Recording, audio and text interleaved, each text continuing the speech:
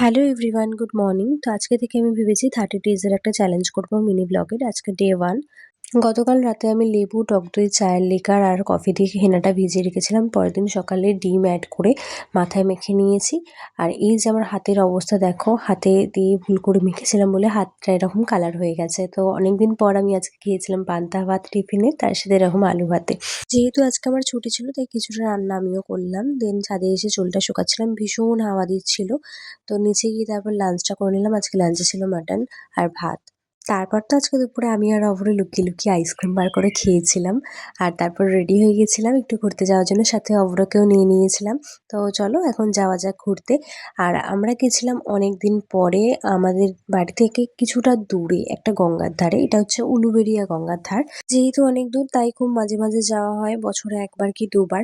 তো দেন তারপর বাড়ি ফেরার সময় এরকম একটা বাজে ভিড় পেলাম। যেহেতু ঈদের সময়টা কিছুদিন আগেই গেছে তাই জন্য এখনো ঈদের ভিড়টা কাটেনি। তারপর তো বাড়িতে এসে রাতে ডিনারে ছিল আজকে রুটি, ঘুগনি আর সালাড। তো আজকের মিনি ব্লগটা এতটাই। তোমাদের সাথে দেখা হচ্ছে নেক্সট কোনো মিনি ব্লগে। তো চলো টাটা।